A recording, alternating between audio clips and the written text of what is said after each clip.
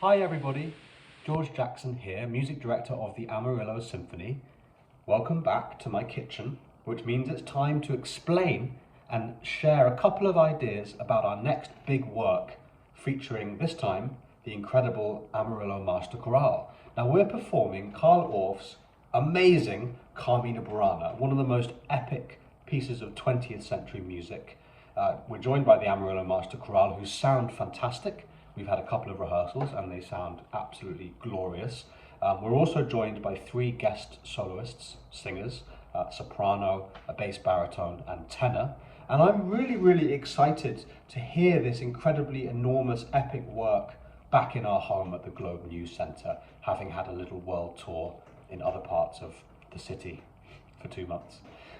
One of the things about Carmina Burana is we all know it so well. It's so epic, it's so enormous, it's so famous. It's used in TV commercials, it's used in film, it's used to kind of depict something dramatic happening.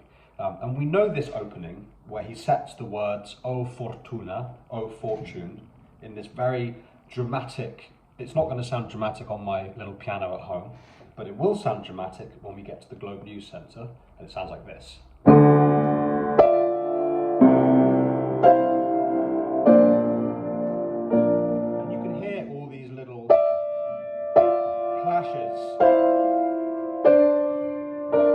That create that sort of epic tension within the orchestration at the same time as having 2 pianos on stage, lots of percussion and those words being sung by all the chorus.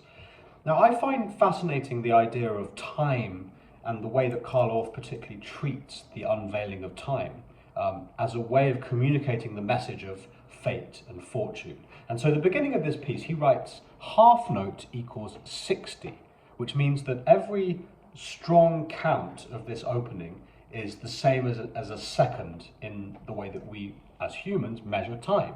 So 1 half note equals 60, which means it's a second. So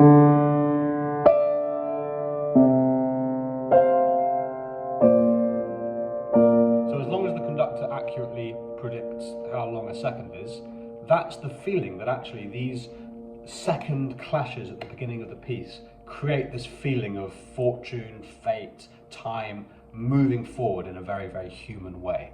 And so I love that idea that Carl Orff's using the arrangement of music in time to kind of set the text in a double way. Following on from that, we move into this first opening section. Now, what's interesting, first of all, is he uses repetition to create this kind of idea. Now, Carl Orff writes this piece in 1936, so we're quite a long way before what would become minimalism, in the 60s and 70s in North America. But I still think that there's an enormous sense of that minimalist approach to repetition, which creates the feeling of constant change and fortune and all this aspect of the text. And so we have this famous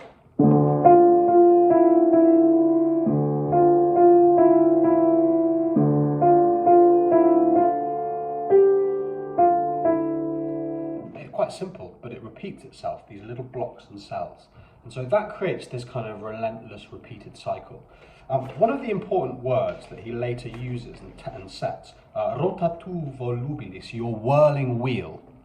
So we all know the game show The Wheel of Fortune, which we also have in England.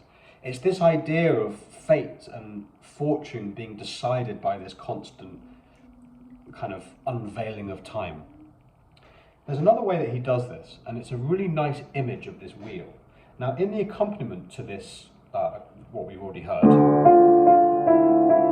he writes this figure, which the lower strings, the bassoons, the pianos also play. Now, if you listen to that figure and try and work out how that's counted on the page, it sounds like this, right? 1, 2, 1, 2, 1, 2, 1, 2, 1, 2. Simple, right? But what Carl Orff does is he actually puts that across 2 measures of 3, which, if you're a mathematician, means that we have 6 beats, which then line up again 2 measures later. So he does it like this. 1, 2, 3, 1, 2, 3, 1, 2, 3, 1, 2, 3, 1, 2, 3, 1, 2, 3, and so suddenly you've got this bizarre tension between, in a way, one wheel going in 2 that way, and then at the same time the other wheel in 3 the other way. And I think that kind of figure repeated itself again and again, adds to this relentless, repetitive, almost it's a warning and it's a prophecy of how, you know, human life and the philosophy around this piece is based on this relentless unveiling of time. And I really hope that you come and join us at the Globe News Centre.